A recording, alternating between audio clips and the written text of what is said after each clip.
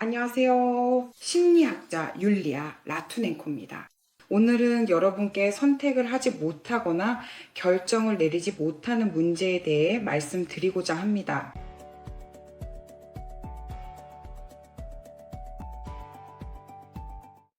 저의 심리치료 그룹에서 아주 자주 듣는 이야기 중 하나는 사람들이 아주 간단한 선택조차도 하기 어렵다는 것입니다. 예를 들어 어떤 물건을 살지, 어떤 결정을 내릴지, 어떻게 행동할지, 이렇게 할지 저렇게 할지, 무엇을 말할지 아니면 아예 말을 하지 말아야 할지 등등에 대해 고민한다는 것입니다. 이 모든 것은 내면의 혼란으로 사람의 삶을 견딜 수 없게 만듭니다. 그리고 사람은 멈춰서 머뭇거리는데 엄청난 에너지를 소모하게 됩니다. 특히 운명을 좌우하는 결정에 관해서라면 더욱 그렇습니다. 이럴 때는 정말 완전히 혼란스러운 상황이 시작됩니다. 아직 제 채널을 구독하지 않으셨다면 구독 버튼을 눌러주시고 이 영상에 좋아요도 눌러주세요. 그리고 댓글로 여러분도 이런 문제를 겪고 있는지 알려주세요. 혹은 결정을 내리거나 선택하는데 어려움을 겪는 사람을 본 적이 있으신가요? 이 영상의 마지막에서 저는 반드시 여러분께 상황을 어떻게 개선할 수 있는지, 그리고 어떤 결정을 내릴 때 더 쉽게 선택할 수 있도록 구체적으로 무엇을 해야 하는지 알려드릴 것입니다. 그럼 먼저 왜 이런 현상, 즉 결정을 내리기 어려운 이유가 무엇인지 함께 천천히 이해해 보는 시간을 가져보겠습니다. 이 문제의 첫 번째 원인은 바로 나르시시스트적인 부모입니다. 이런 부모들은 아이를 대신해 결정을 내리고 아이에게 어떤 결정이든 잘못될 수 있다고 암시하며 아이의 결정을 폄하하고 아이의 의견을 무시하며 지나치게 높은 기대를 걸어 아이가 결코 부모가 정한 기준에 도달할 수 없게 만듭니다. 왜냐하면 그 기준은 계속해서 더 높아지기 때문입니다. 그리고 아이는 낮은 자존감과 자신감 부족, 자신의 생각이 옳은지에 대한 불확실함, 더 나아가 자신이 어떤 결정을 내릴 자격이 있는지조차 확신하지 못한 채로 성장하게 됩니다. 두 번째 원인은 바로 어린 시절의 트라우마로 그 결과로 사람이 이런 결정을 내리게 되는 것입니다. 물론 이런 결정은 아이가 아직 어릴 때 대략 사춘기 무렵에 내리게 되는데 자신에게는 어떤 실수도 할 권리가 없다고 생각하게 됩니다. 즉, 모든 사람에게는 실수할 권리가 있습니다. 하지만 이 사람에게는 그런 권리가 없습니다. 이 사람은 항상 완벽해야 하고 언제나 모든 일을 성공적으로 해내야만 한다고 생각합니다. 이것은 일종의 나르시시즘적 상처로 아이가 어린 시절의 트라우마로 인해 겪게 되는 것입니다. 네 번째 이유는 우리 모두에게 잘 알려진 공동 의존입니다. 이 역시 어린 시절의 트라우마의 결과로 한 사람이 부모에게 물질적, 심리적, 정서적으로 의존하게 되는 경우입니다. 그 사람은 부모와의 정서적 유대, 즉 감정적 연결을 잃는 것을 두려워합니다. 이 문제는 부모가 죄책감과 정서적 유대의 상실을 이용해 자녀를 조종할 때 더욱 심각해집니다. 이것은 아이에게 매우 두려운 일이며 그래서 아이는 부모로부터 처벌을 받을 수 있는 어떤 결정도 내리기를 두려워하게 됩니다. 이렇게 공동의존과 같은 상황은 어떤 결정도 내리는 것을 막고 사람에게 무력감과 무기력함을 심어줍니다. 이 문제의 다섯 번째 원인은 바로 수치심입니다. 사람은 실패를 겪을까봐 어떤 결정을 내리고 그것이 실패로 끝날까봐 두려워합니다. 이것은 매우 무서운 일입니다. 수치심은 어떤 결정도 내리는 것을 완전히 막아버립니다.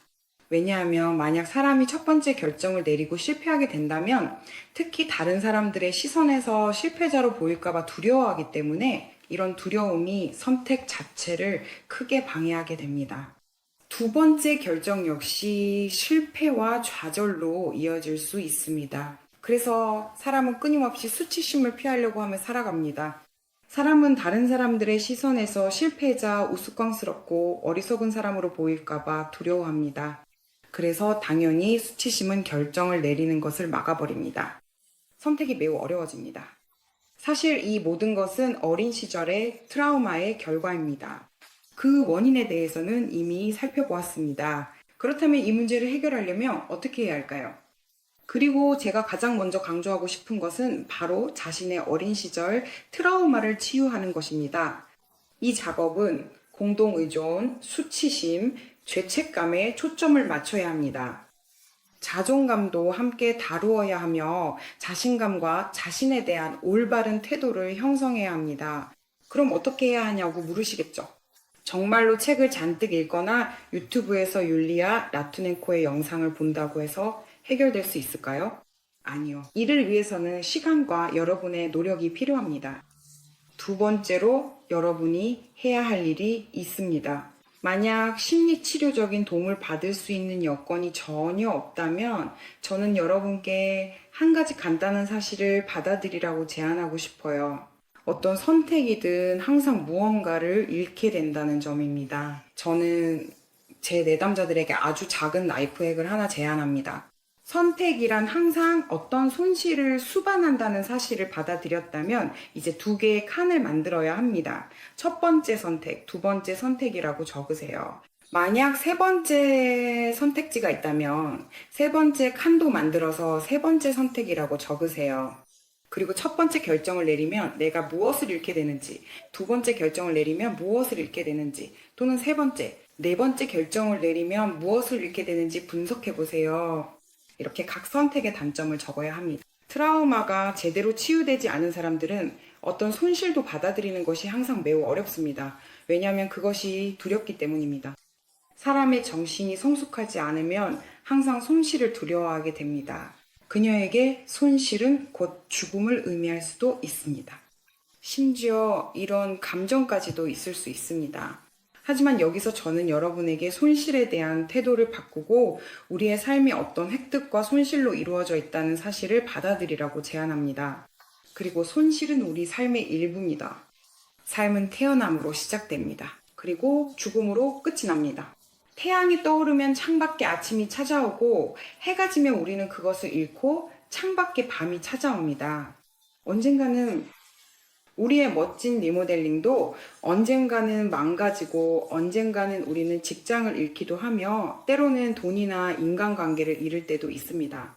이 세상 모든 것은 일시적이기 때문에 우리의 세상이 이렇게 구성되어 있다는 것, 즉 손실이 그 일부라는 사실을 받아들여야 합니다. 만약 여러분이 이 사실을 받아들이지 않고 세상이 이렇게 구성된 것에 맞서 싸운다면 돈키호테처럼 허공에 대고 싸우는데 엄청난 에너지를 허비하게 됩니다. 이 사실을 받아들이고 그 에너지를 어떤 건설적인 일, 새로운 프로젝트에 쏟아야 합니다. 만약 여러분이 무릎을 꿇고 넘어졌거나 무언가를 잃었다면 일어나서 앞으로 나아가고 새로운 것을 하세요. 왜냐하면 무언가가 사라지거나 우리가 무언가를 잃을 때 새로운 것을 위한 공간이 생기기 때문입니다. 인생은 즐거운 일들뿐만 아니라 또한 상실로도 이루어져 있다는 사실을 받아들여야 합니다. 어떤 선택이든지 간에 어떤 보너스나 혜택을 잃는 쪽의 선택이라는 사실을 받아들이기 위해서 저 개인적으로는 아주 오랜 시간 동안 개인 치료와 그룹 치료를 거쳐야 했습니다. 정말 많은 시간 동안 치료를 받으면서 더 차분해지고 더 자신감 있게 내 선택을 받아들이고 내 선택이 실수가 아니라는 것을 받아들이기 위해 노력했습니다. 바로 내가 인생의 그 순간에 내렸던 선택이 가장 옳은 선택이었어요. 왜냐하면 그 선택이 바로 저의 성장과 발전으로 이어졌기 때문이죠. 비록 그 선택의 결과가 저에게 아플지라도 말이에요. 어떤 부정적인 관계든 어떤 상실이든 이 모든 것은 우리가 더 강해지고 더 성숙해지며 의존적인 관계에서 벗어나기 위해 존재하는 것입니다. 왜냐하면 의존적인 관계의 근저에는 바로 상실에 대한 두려움이 있기 때문이죠. 안타깝게도 제 심리치료사들은 철학자가 아니었기 때문에 저는 스스로 일종의 철학적, 실존적 삶의 태도에 대한 개념을 세워야 했어요. 그리고 그런 깊은 내면의 작업도 저 혼자서 해야만 했죠. 물론 심리치료사들의 도움을 받긴 했지만 거기에 정말 많은 시간이 걸렸어요. 지금은 이 과정을 직접 겪어본 덕분에 훨씬 짧은 시간 안에 사람들이 높은 성과를 얻을 수 있도록 도울 수 있다는 걸 알고 있습니다. 그래서 저는 심리치료사가 되었고, 지금은 사람들이 행복해지고 삶의 질을 높이며 어린 시절의 트라우마에 얽매이지 않도록 돕기 위해 노력하고 있습니다. 그리고 물론 이 영상의 마지막에 구독하지 않고 시청하고 계신다면 제 채널을 구독해 주시고, 이 영상이 마음에 드셨다면 좋아요를, 마음에 들지 않으셨다면 싫어요를 눌러주세요. 그리고 댓글로 여러분도 선택에 관한 이런 문제가 있는지 알려주세요. 혹시 여러분은 무언가를 잃을까봐 두려워하는 문제도 있으신가요? 여러분의 댓글을 읽고 이 문제에 대한 여러분의 생각을 알게 된다면 정말 흥미로울 것 같아요.